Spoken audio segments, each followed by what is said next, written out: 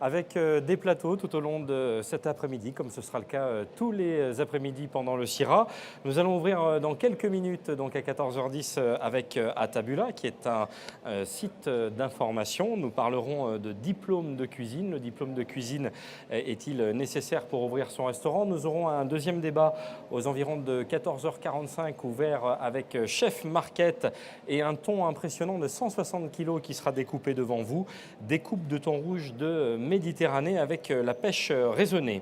Aux environs de 15h30, ce sera l'association SCAE qui viendra nous parler du café et des nouvelles tendances, les méthodes douces Slow Coffee.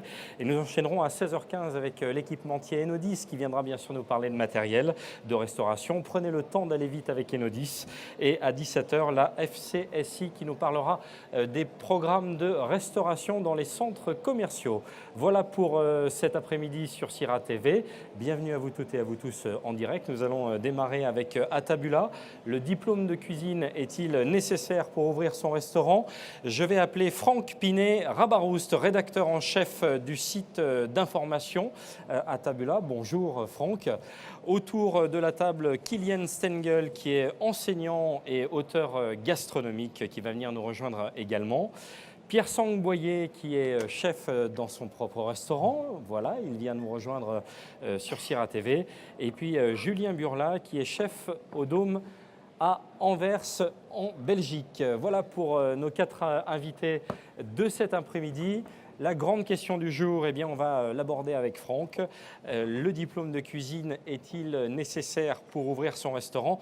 Alors Franck, une première question. Je pense qu'il y a beaucoup de chefs qui se posent la question justement de savoir si un diplôme est nécessaire. Merci beaucoup. S'il se pose la question, on va essayer justement d'y répondre, savoir s'il faut ou pas un diplôme pour ouvrir un restaurant. À vrai dire, la réponse en France est non, mais on va essayer de rentrer un peu dans le détail sur l'intérêt ou pas de rendre obligatoire un diplôme. D'abord, je vais peut-être poser la question finalement aux deux chefs qui sont présents sur ma droite. Pierre Sang, est-ce que vous avez un diplôme ou pas? Alors, c'est vrai que moi, c'est personnel, mais c'est vrai que j'ai un CAP, BEP, Bac Pro et BTS. Ok, chargé comme chef alors. Julien Burla? Pareil, j'ai fait mes études en France, donc on fait de la cuisine depuis toujours. Pour nous, être cuisinier, ça passe par des diplômes parce que le cursus est comme ça. Mais je sais qu'en France, c'est pas obligatoire d'avoir un diplôme pour ouvrir un restaurant. Donc c'est un vrai débat, une vraie question. Si je peux me permettre, il y a certains chefs qui n'ont pas de diplôme et qui sont très talentueux et reconnus. Des autodidactes, on appelle ça. Ça serait dommage de passer à côté des mecs comme Michel Bras ou d'autres. En Belgique, c'est obligatoire d'avoir un diplôme pour un restaurant. Oui, parce que donc, Julien, ce qu'il faut dire, c'est que vous travaillez en Belgique, à Anvers, Oui. et aussi à Bruxelles. Et donc, ce qui est intéressant, on va rentrer directement vraiment dans le vif du débat, c'est qu'entre la France et la Belgique, il y a une différence, parce que donc, on va répondre à la question. Aujourd'hui, en France, il n'y a aucune obligation, peut-être qui sera tempérée tout à l'heure par Kylian, mais il n'y a pas d'obligation aujourd'hui d'avoir de diplôme de cuisine. Il faut passer un permis d'exploitation, il faut avoir une formation sur les règles d'hygiène, mais en revanche, aucun diplôme de cuisine n'est obligatoire en France. En Belgique, ce n'est pas le cas. Non, en Belgique, il est obligatoire d'avoir un diplôme d'une école hôtelière pour ouvrir un restaurant. Moi-même, quand j'ai ouvert un restaurant à Anvers, en Belgique, j'ai dû amener les preuves, les certificats de mes examens. Il y a une commission qui regarde si vous êtes capable et si vous avez les compétences pour ouvrir un restaurant. Et c'est très sérieux. Enfin, c'est vraiment, et c'est une vraie différence entre la France et la Belgique. Ce qui n'empêche pas d'avoir des super talents des deux côtés. Mais moi, personnellement, je suis pour l'éducation au niveau de l'hygiène, de la santé, etc. Parce qu'on vit quand même, on a les clients, on a les vies entre nos mains. Quand même, parce que empoisonner, c'est très facile. Un bouillon qui est mal refroidi, de la viande qui a mal été maturée, enfin, il y a plein de choses. C'est vraiment super nocif. Donc, certaines bases, mais avoir du talent, ça passe pas forcément par un diplôme. Donc, je pense qu'il y a peut-être un truc à faire entre les deux. Kylian, vous êtes auteur gastronomique et professeur à l'Université de Tours. Pour vous, l'absence de diplôme, est-ce que vous confirmez ou pas? Est-ce qu'il n'y a pas des textes récemment, on en parlait tout à l'heure, comme quoi finalement peut-être que pour certaines qualifications, notamment maître restaurateur, il y a aujourd'hui maintenant l'exigence d'un minimum de diplôme de cuisinier? Alors déjà, on n'a pas mis de définition derrière le mot diplôme. Et tout de suite, on a laissé entendre qu'on faisait transparaître à travers de cette terminologie le diplôme de formation professionnelle d'éducation nationale. Or, les diplômes, ils sont nombreux. Je veux dire, quelqu'un qui ressort d'un concours de meilleur ouvrier de France, il récupère un diplôme. Quelqu'un qui sort d'une labellisation, une confrérie, il sort avec un diplôme. Donc c'est vrai que derrière, déjà, il y a une grande controverse derrière la terminologie. Maintenant, par rapport à ceux qui sont emblématiques à nos yeux en France, c'est-à-dire les diplômes d'État, il est vrai que lors de la création du titre de maître restaurateur, il avait été envisagé qu'il faille avoir au minima un membre du personnel qui soit titulaire d'un diplôme de type CAP, cuisine ou salle ou restaurant pour pouvoir ouvrir un restaurant. C'est-à-dire qu'il ne fallait pas que ce soit obligatoirement le patron, propriétaire ou dirigeant qui soit titulaire, mais uniquement un employé suffit. Il y a un autre cadre juridique qui appuie aussi cette hypothèse, qui finalement ne sont que des hypothèses qui n'ont pas été vraiment mises en application. C'est la triangulation de restaurateurs de France, restaurants de tourisme et cuisinerie gourmande. Cette pyramide qui normalement sont des labels officiels distribués aux restaurants, mais encore faut-il qu'ils les demandent. Normalement, dès le premier niveau, il faudrait avoir au minimum un personnel qui ait ce titre. Mais après, ce que vous vous dites, c'est qu'en termes d'application, il y a un texte.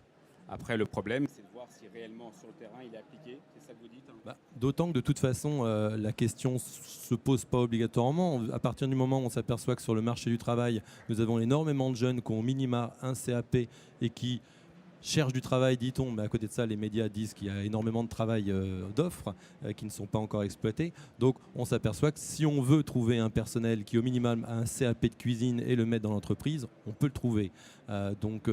Pourquoi envisager d'embaucher aujourd'hui des inspecteurs du travail pour vérifier ce critère, sachant que la réponse peut être facilement rentable et trouvable. Je me tourne vers les deux chefs qui sont là.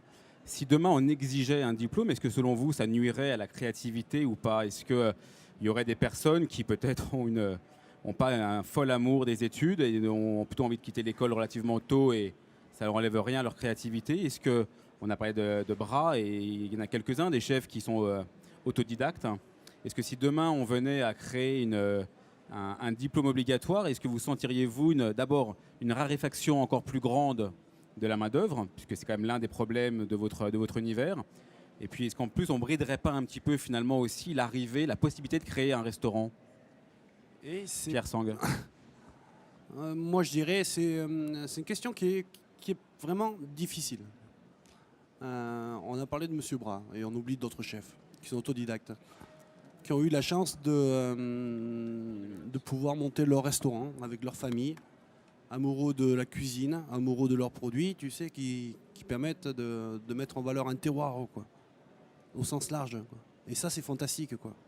Et moi, je vois, par rapport à ma passion, c'est grâce à des chefs comme lui et d'autres chefs que je fais ce métier-là, quoi. Donc, je l'ai fait par amour, volonté. J'ai eu la chance de travailler dans des très bonnes maisons et m'ont fait passer ces messages forts et qui font qu'aujourd'hui, je fais ce métier-là.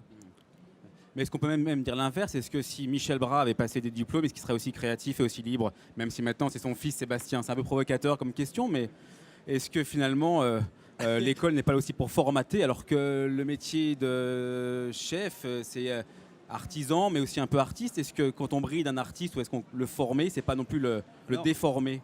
Alors il y a quelque chose qui est très simple, c'est que moi quand j'ai passé mon CAP, on était une quarantaine, on n'est que 2 à avoir continué. En bac pro, on était une quarantaine, on n'est que 4. Et en BTS, si mes souvenirs sont bons, on n'est que 2.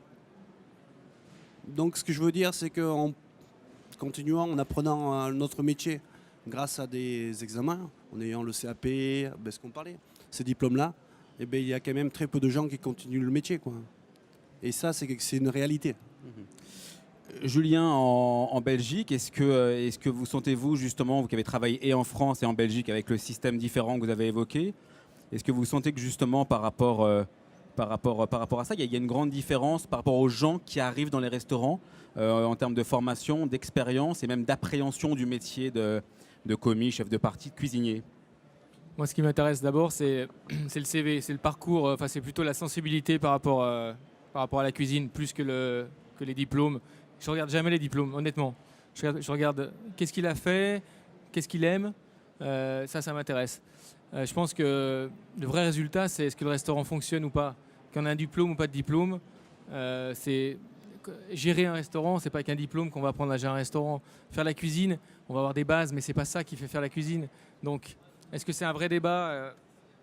Moi, je pense que déjà, il n'y en a pas assez de gens qui veulent faire ce métier. On a du mal à recruter.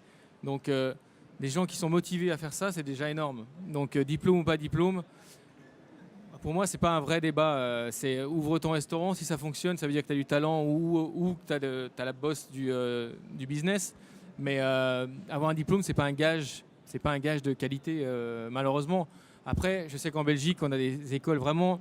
C'est vraiment différent la formation en Belgique et en France. Le niveau en Belgique est un peu plus haut, je trouve, parce que c'est 5-6 ans d'études. C'est un vrai cursus qui commence à 12-14 ans. C'est plus ouvert, ils font des stages à l'étranger. Donc ça, c'est assez intéressant. Donc on a des gens quand même qui arrivent dans nos cuisines, qui sont déjà en route, quoi. Donc ça, c'est appréciable. Mais encore une fois, moi, je regarde d'abord la sensibilité et les maisons qu'il aime, les voyages qu'il fait. Ça m'intéresse beaucoup. J'ai pas besoin d'avoir une bête de concours pour faire de la cuisine, quoi. Ouais, donc finalement, c'est plus le parcours que le diplôme qui va vous attirer par rapport à des styles de cuisine où sont passés vos commis et vos cuisiniers, en tout cas. Ouais, vraiment. Kylian, vous avez quel regard? Est-ce que, pour poser la question concrètement, est-ce que pour vous, est-ce qu'un diplôme serait nécessaire, intéressant? Est-ce que ça briderait la créativité ou l'envie de jeunes d'aller vers ce métier-là? Brider la créativité, je comprends où on peut en venir à partir du moment où ce qui est enseigné dans les écoles hôtelières aujourd'hui, ce sont encore des racines escoffières. J'entends par là que c'est encore les grands classiques, même si transformés dans les programmes, c'est encore des codifications escoffières qui sont transmises. Donc oui, finalement, on est encore bridé sous cette chape de plomb des techniques de base, comme on les appelle, alors que si on partait avec aucun savoir, on serait peut-être plus créatif. Maintenant, par rapport à ce qui vient d'être dit, il faut voir juste une petite chose du point de vue historique, c'est que c'est quand même la profession qui a choisi la situation dans laquelle on est, à partir du moment où la profession a accepté de faire des commissions paritaires, je vais prendre des grands termes, mais des commissions paritaires où on mélange dedans des professionnels et des gens de l'éducation nationale pour créer tantôt des diplômes enseignés dans les lycées, d'autres enseignés dans les centres de formation, des diplômes qui soient uniquement éducation nationale et des diplômes qui soient uniquement corporatistes. Les diplômes corporatistes, il n'y en a plus qu'un, c'est le brevet professionnel cuisinier. Celui-ci n'est géré que par les professionnels. Donc celui-ci est le seul qui pourrait faire valoir, à l'heure actuelle, dans les textes, finalement, une obligation d'avoir ce titre pour ouvrir un restaurant. C'est le cas chez les coiffeurs. Chez les coiffeurs, ils ont toujours refusé d'envisager des BTS ou des bacs techno. Ils se sont limités au brevet professionnel qui est obligatoire pour ouvrir un salon de coiffure. Donc ça serait peut-être une possibilité. Maintenant, il y en a tellement d'autres. Ouais, pour vous, brevet professionnel, c'est une voie différente. Le fait que ce soit la profession qui ait mis en place ce diplôme, pour vous, a une valeur supplémentaire ou pas spécialement? Alors, après, je veux pas dire ça, mais je pense que la France, au niveau de la cuisine, au niveau à l'échelle mondiale, quoi, c'est classé au patrimoine de l'UNESCO. Quand même, on parle des bases d'Escoffier, on parle de carême, on parle de points, on parle d'une histoire, quoi. Et par rapport à cette histoire-là, quand même, si aujourd'hui on est au CIRA, c'est parce qu'il y a un rayonnement international. Et par rapport à ce rayonnement international, depuis des années, et c'est ce qui se passe, on n'a jamais demandé d'avoir des diplômes pour réussir. Je pense que ça a du bon et du mauvais. Après, pour moi, je vois, aujourd'hui on est au CIRA, on voit des Coréens, on voit des Japonais, on voit des gens dans tous les pays qui viennent ici pour essayer de retrouver des idées, ce savoir-faire, plein de connaissances, et ça, on ne valorise pas assez. Alors, comment on fait pour avoir ça?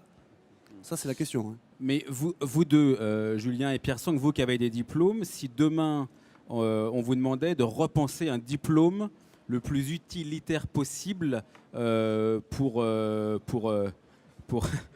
avoir des cuisiniers compétents qui arrivent chez vous avec toutes les compétences nécessaires, qu'est-ce que vous ajouteriez dans les programmes de formation? Est-ce que, par exemple, vous dépasseriez la cuisine pour y mettre du management, pour y mettre plein de choses? Il y a un gros boulot, Julien. il y a un énorme boulot à faire, une grosse remise en question des écoles, je pense.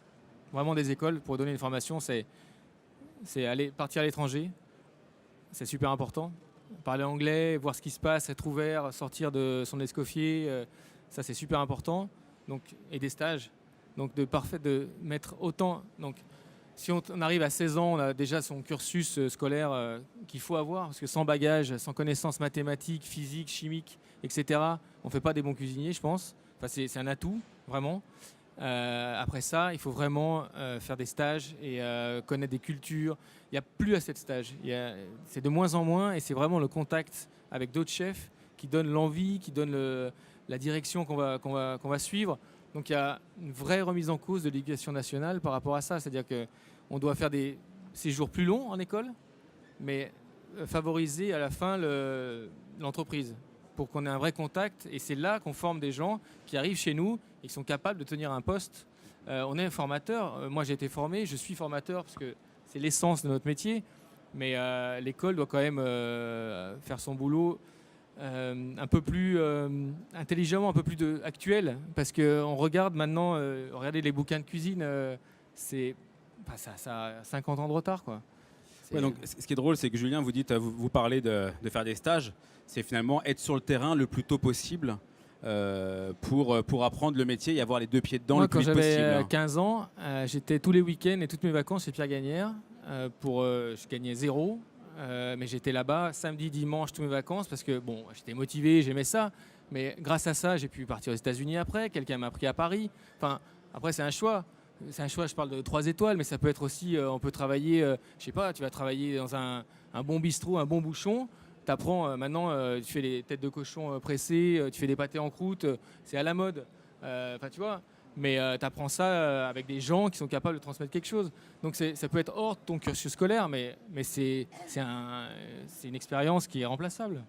En 2 mots, parce qu'on a déjà atteint la fin de cette conférence, Pierre Sang, vous, s'il y avait un cours à ajouter. Quelque chose qui est très simple. Et, on parlait de formation, on parlait d'école. Là, j'ai entendu il n'y a pas si longtemps qu'on pouvait passer le BEP, Bac Pro, en 2 ans, je crois, ou en 3 ans. En 3 ans, alors que moi, je l'ai appris en 4 ans. Et par rapport au stage, je pense qu'il y a, dans le métier qu'on fait, dans le métier de bouche, métier de service, il n'y a pas de secret. Hein, c'est sur le terrain qu'on apprend. Avec les uns, avec les autres.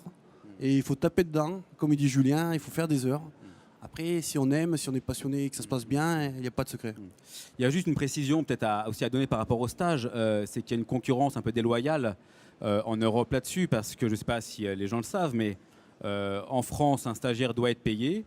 En revanche, en Espagne et dans beaucoup d'autres pays, notamment au Danemark, je crois, les stagiaires ne sont pas payés. Et lorsque vous êtes dans des restaurants étrangers comme Mugaritz et autres, vous avez 30 stagiaires. En France, c'est inimaginable pour des raisons... En Belgique, c'est pareil. Je ne peux pas prendre de stagiaire si je n'ai pas une école qui me fait un papier comme quoi c'est un stagiaire. Je ne peux pas prendre quelqu'un qui se pointe chez moi, je dis je veux travailler pour gratuit. Je n'ai pas de cadre social, de règles qui m'autorisent à faire ça. Donc c'est un problème. Il y a plein de gens qui voudraient venir faire des stages pour apprendre, etc. Il n'y a pas de loi qui nous permet de faire ça. Ouais. Et c'est vrai qu'il y a un vrai dysfonctionnement, au moins en Europe, par rapport à ça. Ouais. Il faudrait peut-être du coup au niveau des diplômes, simplement une harmonisation européenne aussi peut-être là-dessus. Mais bon, ça c'est un long débat. Kylian, vous aurez le mot de la fin pour vous, un cours idéal l'anglais, la piscine Le cours idéal pour moi, il est bien avant la formation professionnelle. Ce serait qu'au collège, on commence à enseigner l'alimentation en demandant tout simplement aux profs de français, d'histoire, de sciences physiques, d'art plastique de se produire pendant 1 semaine tous autour d'une même thématique, l'alimentation. Et les gamins, ils arriveraient peut-être avec des prérequis et peut-être qu'ils choisiraient non pas la restauration par rebut, mais par envie. Bon, donc en gros, c'est la semaine du goût élargie en fait. Hein. Non, bon. La semaine du goût, c'est autre chose. Bon, merci beaucoup. Je vous repasse la parole. Ce plateau sur le thème du diplôme de cuisine est-il nécessaire pour ouvrir son restaurant? Restez avec nous sur Sira TV. Dans quelques minutes, vous pourrez assister à une découpe d'un thon de 163 kg.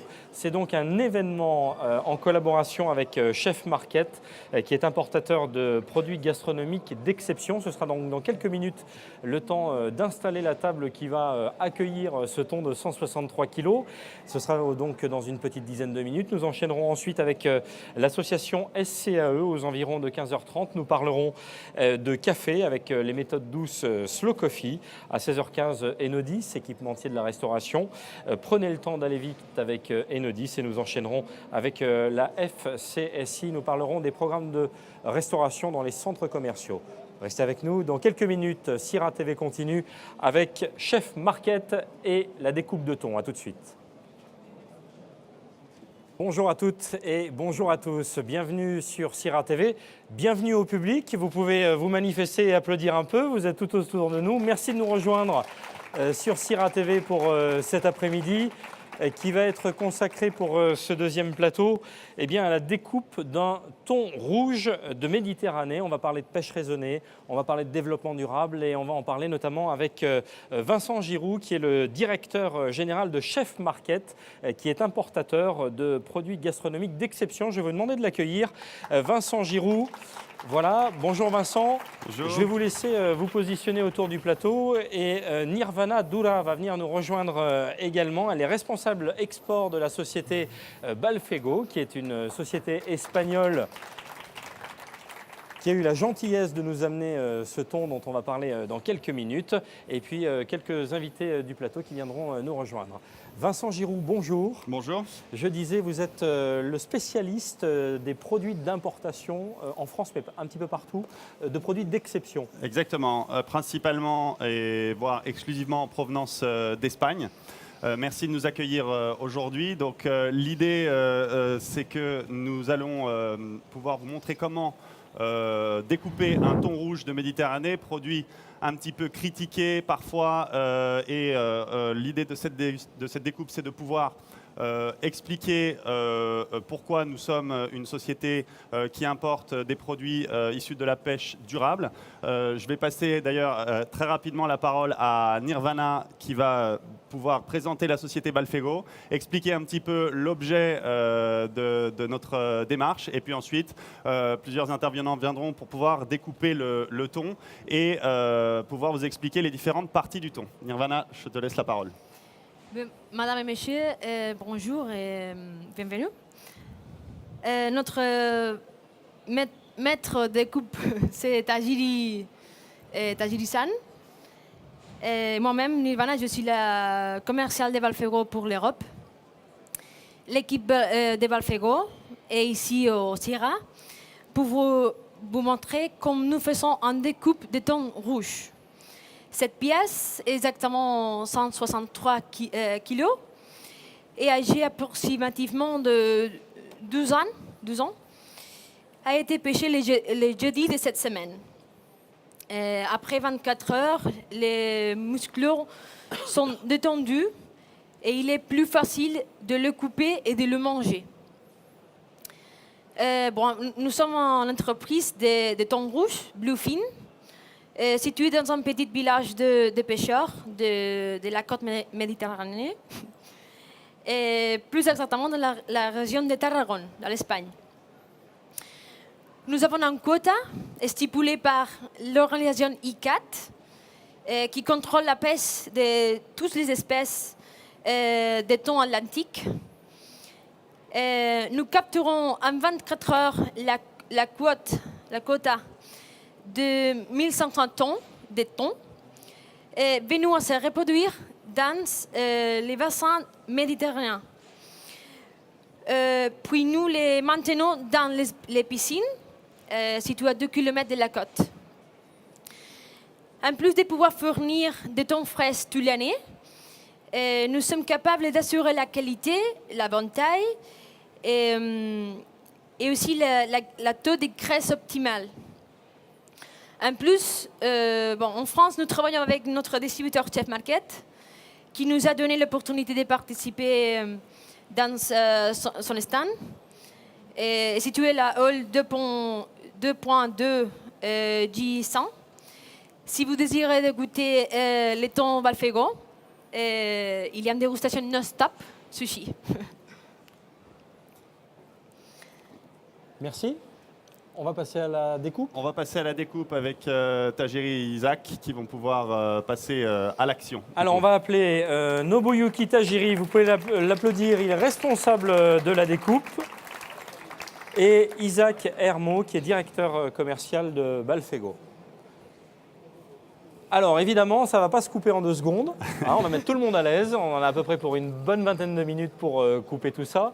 163 kilos. Exactement.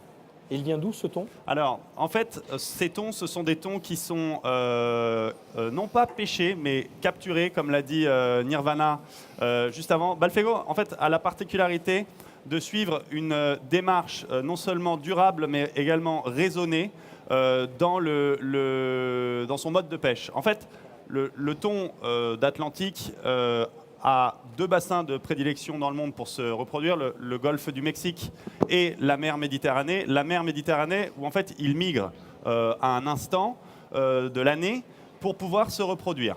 Il y a plusieurs méthodes de pêche qui existent dans le thon, donc on ne va pas toutes les décrire aujourd'hui. Si vous passez sur notre stand, on sera ravis de vous expliquer quelles sont ces différentes méthodes. Mais Balfego suit un process qui est assez particulier, c'est-à-dire que les thons, en fait, viennent se reproduire principalement au niveau des îles Baléares. Et au moment où ils sont en période de reproduction, Balfego envoie les bateaux, ses propres bateaux, identifie les bancs de thon qui correspondent à leur cahier des charges qui, comme je viens de vous le dire, se base sur une pêche raisonnée. Alors c'est quoi une pêche raisonnée? En fait, on pense souvent que le thon est un animal qui peut être petit, enfin petit dans une certaine mesure. On a parfois des thons qui font de l'ordre de 30, 60 kilos. Tout ça, il faut bien savoir que ce sont des petits thons. Balfego privilégie la pêche d'animaux qui sont grands et qui sont âgés. Nirvana a expliqué à l'instant que ce thon est âgé de 12 ans, que son poids est de 160 kilos. Il faut savoir que ce n'est pas spécialement un gros animal. D'ailleurs, cette année, Balfego a sorti le plus gros animal de l'eau qu'il n'avait jamais sorti. Combien il pesait, Nirvana 630 kilos. 630 kilos, donc ils ont Les plus grands. Il faut avoir une sacrée canne à pêche. Exactement. Donc le thon est un animal qui peut même parfois peser jusqu'à 900 kilos. C'est la plus grosse espèce de thon, le thon rouge de Méditerranée. Donc parfois, comme je viens de vous le dire, 900 kilos. Alors, pour revenir sur la méthode de pêche Balfego, en fait, les thons sont en train de se reproduire donc au mois de juin en Méditerranée. Et là, au moment de la reproduction, Balfego arrive à identifier le banc de thon qui correspond en termes de taille, avec que des bêtes de grande taille. Et puis, ils encerclent le banc sans que le banc ne s'en rende compte pour pouvoir le capturer. Pour cela, ils lâchent un filet. Le banc de thon étant en pleine période de reproduction, il ne se rend même pas compte qu'il est en train d'être encerclé. Et à ce moment-là, ils immobilisent ce banc de thon. Et un deuxième bateau, avec une très grande cage, arrive pour venir vraiment mettre les thons dans un bassin et pouvoir les ramener au large de Tarragona. Alors on me dirait comment on fait quand on a mis un banc de thon dans un filet pour ensuite le passer dans une cage. Eh bien c'est simple. En fait, comme dans tous les bancs ou les troupeaux, il y a toujours un chef de bande. Et là, des plongeurs vont sous l'eau pour pouvoir repérer quel est le thon chef de bande et puis l'inciter à passer en fait dans une trappe pour qu'ensuite tout le banc suive. Cette opération, j'insiste dessus au-delà du fait qu'elle est assez amusante parce que aujourd'hui le vrai problème du thon, il est principalement lié au manque de traçabilité. Or, quand vous capturez un banc de thon, vous êtes et que vous le faites passer d'un filet à une cage, et que vous filmez tout ça, vous êtes capable de compter un par un les thons qui vont passer dans cette cage. Et donc, Balfego, à qui on alloue un quota, est capable de dire exactement combien de thons ils ont capturés et combien de thons ils ont mis dans cette cage. Cette cage, elle est ensuite ramenée tout doucement, vraiment tout doucement. Ils mettent plusieurs dizaines de jours, voire un mois pour aller des îles Baléares jusqu'au large de Tarragone, alors qu'il n'y a pas beaucoup de distance en somme. Et ensuite, ces thons sont mis dans des fermes dans lesquelles les animaux évoluent librement, puis ils sont nourris à base de la nourriture naturelle qu'ils consomment habituellement lorsqu'ils sont en liberté, à savoir des harengs, des sardines, des maquereaux, des anchois. Ça, c'est très important parce que faut bien distinguer cela à de l'élevage. Ce n'est pas de l'élevage, c'est du maintien en ferme.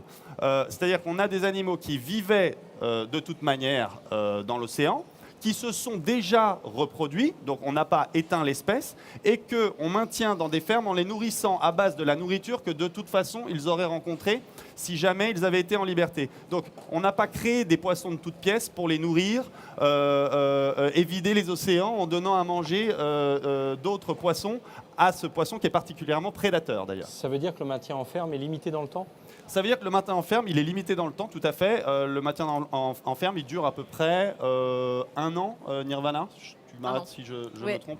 Voilà, et que chaque année, il recommence l'opération en fonction des quotas qui sont alloués. Exactement. Alors, pourquoi on peut dire que ça s'inscrit dans la pêche raisonnée? Tout simplement parce que, de toute manière, à partir du moment où vous respectez le quota défini par l'ICCAT, lui-même défini par des études scientifiques, et que vous vous engagez à mettre une fiche d'identité sur chaque poisson avec un numéro de traçabilité, vous êtes à même de dire que vous n'êtes pas en train d'éteindre l'espèce. Et c'est exactement le travail que fait Balfego, travail sur lequel on insiste, surtout dans la période actuelle où les quotas de thon ont été augmentés de 20% pour l'année prochaine. Alors, qui est un sujet d'actualité, Exactement. Les quotas. En quoi c'est un sujet d'actualité? Alors, pourquoi est-ce que tout d'un coup on réaugmente les quotas justement? Parce qu'on a aujourd'hui le thon, c'est une des espèces, pour ne pas dire l'espèce de poisson la plus protégée au monde. Donc on l'a tellement protégée qu'aujourd'hui, pour l'équilibre de la planète, il est bon aussi de le pêcher à un certain moment pour pouvoir, dès lors que on en a, puisque surprotéger, comme c'est un poisson prédateur, pourrait avoir une incidence par la suite. Et c'est un sujet d'actualité puisque le thon rouge, donc il faut bien savoir que dans le thon rouge, on entend par ce thon rouge le Thunus tinus, qui est une espèce, l'espèce de thon rouge que recherchent les Japonais, à distinguer des autres espèces de thon rouge dont Nirvana pourrait parler beaucoup mieux que moi. Mais aujourd'hui, le débat sur le thon rouge, il est en train de changer. Les quotas sont augmentés sur la base d'études scientifiques. Ça reste une espèce très protégée et surprotégée aussi parce qu'elle est quand même fragile, donc très contrôlée.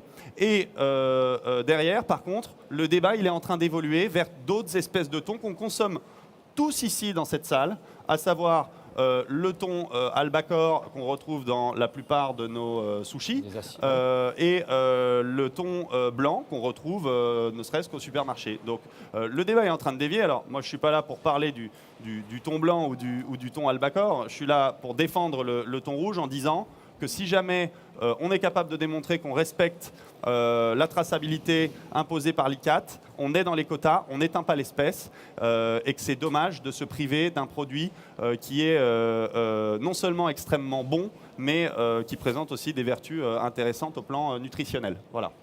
Donc ça veut dire que finalement il y a une notion de développement durable qui s'impose d'elle-même dans la méthode notamment de pêche, c'est ça? Tout à fait. Tout à fait. C'est une démarche complètement durable. Comme je vous l'ai dit avant, d'abord, on pêche des poissons à un moment où ils sont déjà en phase de reproduction. Ça, pareil, les détracteurs du produit ont dit oui, mais les œufs qui sont là au moment de la reproduction, qu'est-ce qui vous dit que ce sont des œufs qui sont viables et qui vont éclore? Balfego, qui pour le coup est vraiment avant-gardiste en termes de thon rouge, a décidé pour pouvoir justement répondre aux détracteurs du produit, a décidé de faire une étude scientifique, de se payer une étude scientifique qui a démontré que les œufs allaient éclore. Donc tous les thons qui sont pêchés, non seulement ce sont des thons qui sont déjà reproduits, mais en plus c'est des thons qui sont en train de se reproduire et qui continue de se reproduire au moment de la méthode de pêche, puisque, comme on l'a dit, cette méthode de pêche, elle n'est pas stressante, le poisson ne s'en rend même pas compte et le poisson continue de se reproduire au moment où les bancs sont capturés. Alors là, il y a une méthode de coupe qui est incroyable. Ils l'ont découpé sur la tranche, Oui, sur toute la longueur. exactement. Qu'est-ce qu'ils vont en faire maintenant? C'est ce que vous allez voir. Pour les personnes qui nous rejoignent, bienvenue sur Sira TV. Nous sommes avec Chef Market, qui est importateur de produits gastronomiques d'exception. En quoi peut-on dire que le thon rouge est un produit gastronomique d'exception? Déjà...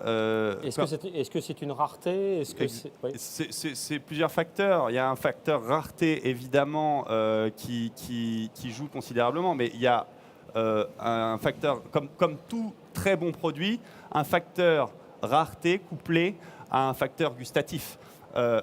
moi-même, la première fois que j'ai mangé et dégusté un thon comme ça, je me suis rendu compte que je n'avais jamais dégusté de thon.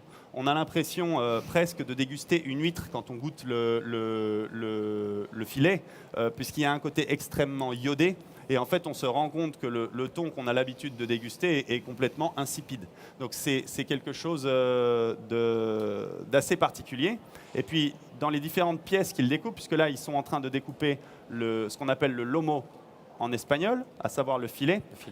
Ils ont prélevé au préalable les ventrèches. La ventrèche, c'est la partie ventrale, qu'on appelle toro en japonais. Celle dont les Japonais raffolent d'ailleurs, que vous trouvez sur ma droite. Voilà. Cette partie-là, c'est une partie extrêmement grasse, extrêmement fondante, extrêmement rare. C'est où? Est-ce que tu peux nous montrer, Vincent? Bien si sûr, c'est bien possible? sûr. Ça s'appelle taureau. Voilà, La ventrèche, exactement.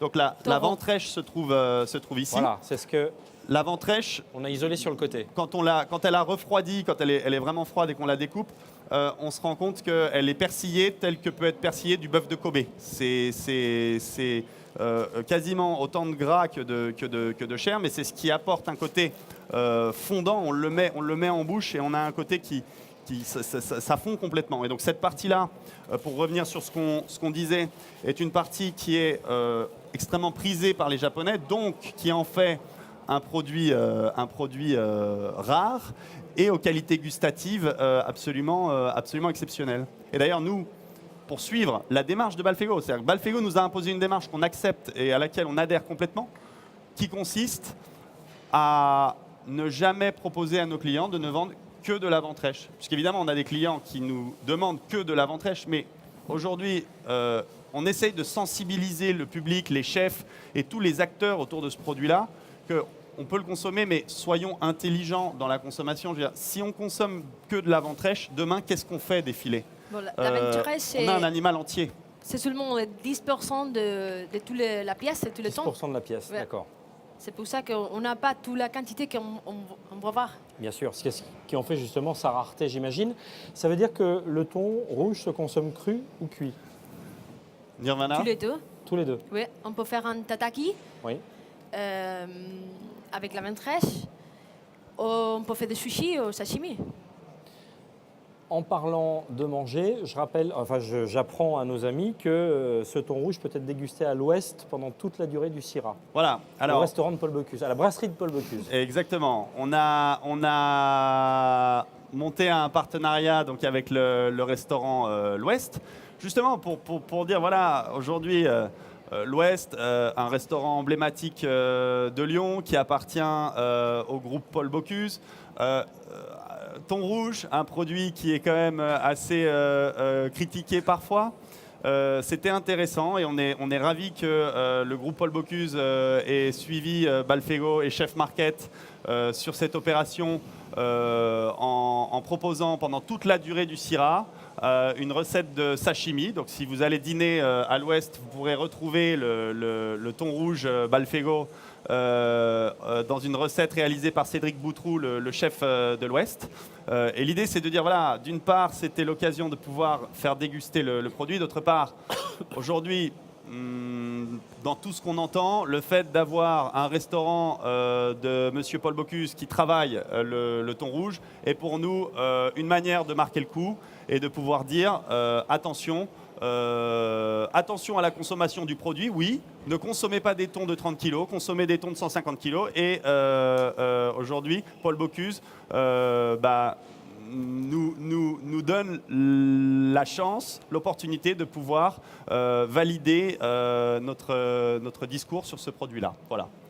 Il le sert cru Cru, ou tout cuit? à fait, cru, en sashimi. Est-ce qu'il y a une manière de le consommer cuit? C'est-à-dire, est-ce qu'il y a une cuisson? Est-ce que c'est comme une viande? Est-ce que ça doit être rosé, bien cuit? Comment ça se passe le thon rouge? Bon, la ventrèche, c'est différent du filet. Parce que la ventrèche, elle a tous les graisses. On peut le consommer, on peut les cuisiner. Oui. Mais les filets, c'est un peu plus, on dira, sec, un peu plus Oui. sec. Non, il n'y a pas de graisse, c'est tout maigre. Non, maigre. C'est du maigre. C'est plus maigre. Alors, pour la cuisson, la ventresse, c'est mieux. C'est mieux. Et pour cru, les filets, c'est plus bon. Donc ça veut dire que si on veut se procurer du thon rouge, on vient chez vous, chez Chef Exactement. Market. Exactement. Et on sera D'accord. ravis de vous recevoir déjà aujourd'hui pour vous le faire déguster, puisque là, on ne va pas avoir le temps de faire une dégustation à proprement parler, mais comme Nirvana l'a expliqué, on a... Ah bah si, il faut le finir en entier avant de partir, hein, oui. mesdames, messieurs. Hein. Vous ne partez pas tant que le thon n'est pas terminé. On a un sushi bar de vrai thon rouge qui est sur notre stand, donc Hall 2.2 J100. Avec une femme, une sushi girl, on pourrait dire. Sushi nous woman. Une sushi girl. J'ai appris 2 mots aujourd'hui, c'est le thon est un chef de bande et la sushi girl. Et je vais t'en apprendre un autre. On dit tout est bon dans le cochon, mais on dit aussi que le thon est le cochon des mers, puisque tout est bon dans le thon. Savoir qu'on peut consommer absolument toutes les parties du thon, ce qui est très intéressant. Là, donc, ils ont commencé leur découpe en commençant par la tête, en prélevant les joues. On a le morillo, qui est la partie qui se trouve derrière la tête, au niveau de la nuque, qui est une partie dont les Espagnols raffolent particulièrement. Tout ce que vous voyez là à l'intérieur, autour de l'épine dorsale, ça c'est absolument délicieux de le déguster à la petite cuillère. C'est pour moi la partie que je préfère. Donc, tout se déguste dans le thon. C'est un animal sur lequel on a un rendement qui est absolument fantastique. Voilà. Alors, Nirvana, vous êtes espagnol. Balfego est une société espagnole. Justement, on parle de l'Espagne. Est-ce qu'il y a des pays d'Europe qui sont plus friands que d'autres ou qui connaissent mieux le thon rouge? Bon, à l'Espagne, il y a une tradition avec des thons, parce que, comme vous avez expliqué, des thons c'est atlantique, mais ils viennent à la mer Méditerranée pour se reproduire.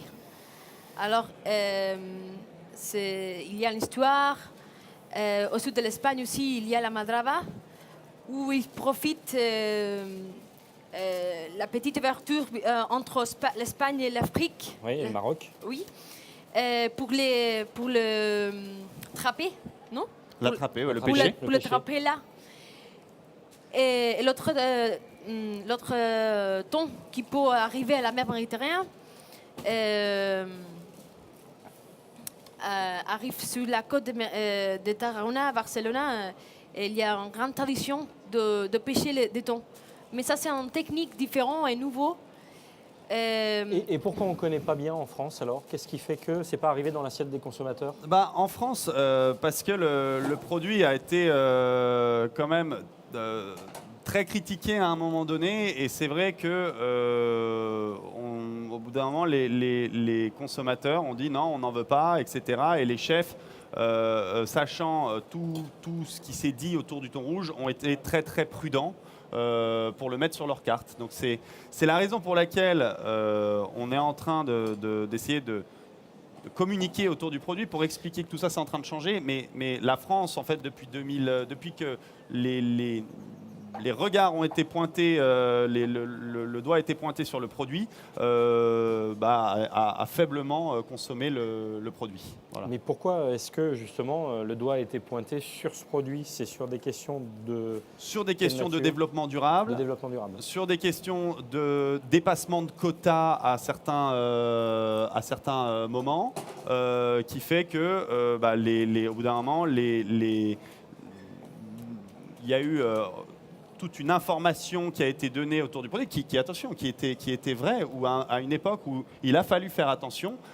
Et donc, petit à petit, on a perdu l'habitude de consommer le produit, et les quotas se sont durcis. Aujourd'hui, comme c'est en train de changer, et qu'il faut vivre dans l'air du temps, eh bien, les quotas sont en train d'évoluer, et on dirait, même attention, il vaut mieux consommer du thon rouge que de consommer du thon blanc de supermarché. Voilà, c'est ce que vous nous expliquez pour les personnes qui viennent de nous rejoindre, que les quotas de pêche ont été augmentés parce que le thon rouge est justement un prédateur et qu'il a fallu augmenter ses quotas. C'est exactement ça. Oui, et parce que surtout le thon rouge est revenu, donc on le retrouve vraiment beaucoup plus qu'avant. Il faut bien ça, et ça Nirvana l'a dit tout à l'heure.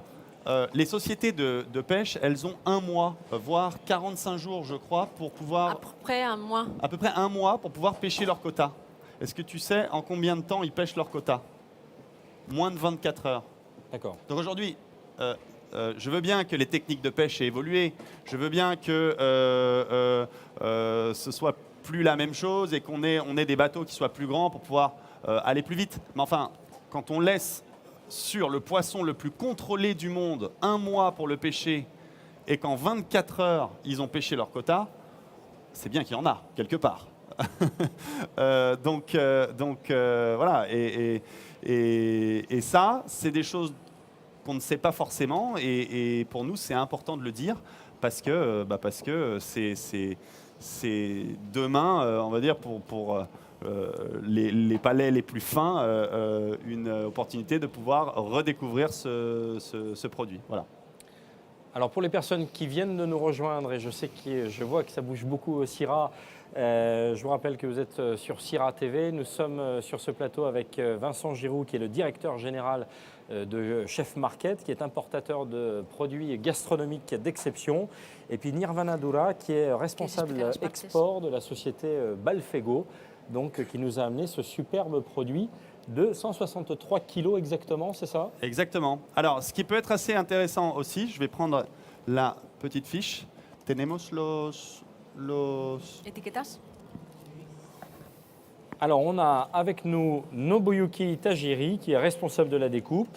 Il est assisté également de Isaac Hermo, qui est directeur commercial des Balfego. Alors, un point très très important, et je dirais le point différenciateur de la société Balfego, c'est que tous les poissons sont identifiés avec ceci. Vous avez un petit code qui est là, que vous pouvez flasher avec bouge votre... plus, tu l'as très bien présenté. Voilà, parfait. Voilà. Vous avez un code que vous pouvez flasher avec votre téléphone portable. Et tous les chefs ou les sociétés, les poissonneries qui achètent le produit reçoivent soit un format grand comme celui-ci, soit une petite fiche plus concentrée sur laquelle, si avec votre téléphone portable, vous regardez ce qu'il y a derrière ce code barre, vous allez savoir quel jour le poisson a été pêché, vous allez connaître sa taille, vous allez connaître son poids, vous allez savoir dans quelle cage il a évolué, dans quelle ferme. Vous allez savoir de quelle campagne de pêche il est issu. Et enfin, et surtout, vous allez retrouver son numéro d'immatriculation qui est défini par l'ICAT, pour rappel, l'organisme qui régit les quotas du thon rouge d'Atlantique partout dans le monde. D'accord ?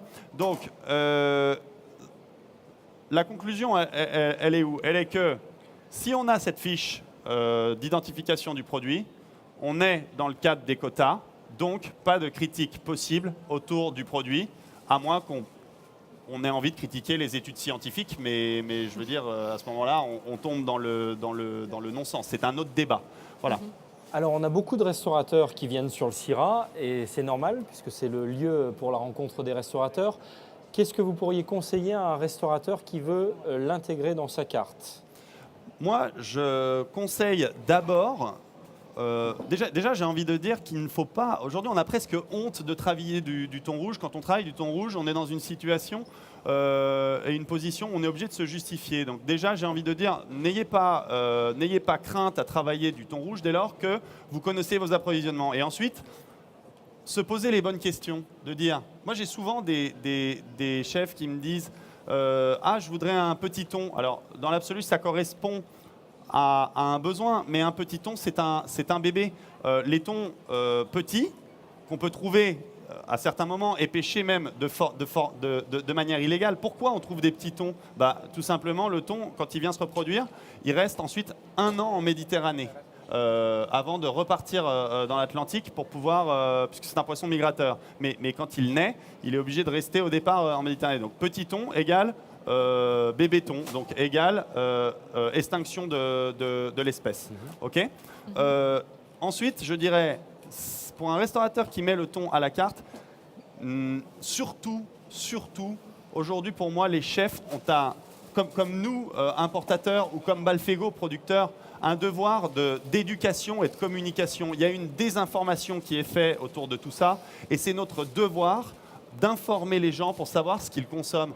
On est dans l'ère du fait maison, où aujourd'hui on fait des sigles différenciateurs, des établissements qui veulent se différencier par la qualité. Eh bien, allez plus loin. Indiquer qu'il s'agit d'un thon issu d'une pêche raisonnée. N'hésitez pas à expliquer à vos clients, n'hésitez pas à leur montrer ces documents-là pour montrer que c'est un thon issu de la pêche raisonnée. N'hésitez pas à solliciter vos fournisseurs pour qu'ils vous remettent des documentations à remettre au client final qui serait demandeur. C'est bon d'avoir des gens demandeurs parce que ça veut dire que les gens s'intéressent aux produits et in fine, ont envie de consommer sain, bon et durable. Voilà. Alors on va rappeler que Chef Market est importateur de produits gastronomiques d'exception, pas uniquement de thon, vous faites plein de choses. Non, on est importateur exclusivement de produits espagnols, mais que de produits d'exception. Notre gamme de produits, elle va de la charcuterie ibérique, évidemment, en passant par le cochon ibérico frais, où on était parmi les premiers à importer l'intégralité de la gamme de cochon ibérico en frais et d'essayer de le démocratiser un petit peu auprès des grandes tables. On est également importateur de produits de la mer, donc thon rouge évidemment que vous avez ici, mais également des petites conserves de sardines, de ventrèches, d'anchois absolument fantastiques. Sans oublier notre gamme d'épicerie avec des huiles absolument fantastiques et des vinaigres qui font rêver les plus grands chefs. Voilà, on est passionné de produits, on est vraiment une société franco-espagnole, un bureau d'achat en Espagne, un bureau de vente en France, une équipe 50% espagnole et 50% française. Les uns sillonnent l'Espagne pour aller chercher le meilleur de la gastronomie, les autres sillonnent la France pour essayer de diffuser nos produits. Voilà. Et vous êtes en partenariat aujourd'hui avec Balfego. Exactement. De Tarragone, c'est ça, une centaine de kilomètres en dessous de Barcelone. C'est un village qui s'appelle Amelia de Mar, dans la province de Tarragone. Et c'est un petit village pêcheur de toute la vie. Mais cette famille Balfego, ils sont arrivés plus loin, nous, avec un nouveau technique. Donc du thon, mais aussi, j'imagine, d'autres produits? Non, que du thon thon rouge. Que du thon rouge. Ouais. Très bien. On n'a pas terminé tout à fait. Ils sont en train de terminer. Il reste 2 filets qu'on va pouvoir remettre dans nos caisses pour pouvoir ensuite en faire une partie qui est déjà emballée à l'ouest, comme on l'a indiqué. Voilà. Voilà, donc si vous voulez goûter pendant le Syrah le thon rouge, c'est à l'ouest que ça se passe dans le quartier de l'industrie, dans le 9e arrondissement de Lyon. Profitez-en. C'est pendant le Syrah. Et j'ajouterai enfin que je tiens à remercier particulièrement la société Balfego, sans laquelle nous n'aurions pas pu réaliser cette découpe. Et aujourd'hui, la raison d'être de Chef Market est évidemment une passion pour la gastronomie, mais sans ses fournisseurs, Chef Market n'existerait pas. Et donc, merci beaucoup à Balfego de nous soutenir et de nous aider dans notre développement en France. Je pense que c'est vraiment l'exemple d'un beau partenariat. Voilà. Alors ça s'applaudit. On va applaudir également Naboyuki Tajiri, responsable de la découpe, et Isaac Hermot, qui est directeur commercial, c'est ça? Tout à fait. D'accord, de Balfego. Rendez-vous sur le Syrah? Avec plaisir. Avec Chef Market, donc partenaire de cet après-midi, en tout cas de cette séquence sur Syrah TV. Merci beaucoup. Merci Eric. Merci à vous. Merci à Balfego également. Rendez-vous dans quelques minutes sur Syrah TV avec un sujet qui n'a rien à voir puisque nous allons parler café, les nouvelles tendances du café et les méthodes douces slow coffee. Ce sera aux environs de 15h30. On enchaînera ensuite avec Enodis vers 16h15. On parlera évidemment d'équipement de cuisine et nous terminerons à 17h avec la FCSI. Nous parlerons des programmes de restauration dans les centres commerciaux. Les sujets s'enchaînent, c'est la vocation du Syrah. Merci et à tout à l'heure sur Syrah TV. Muy bien. Pasado.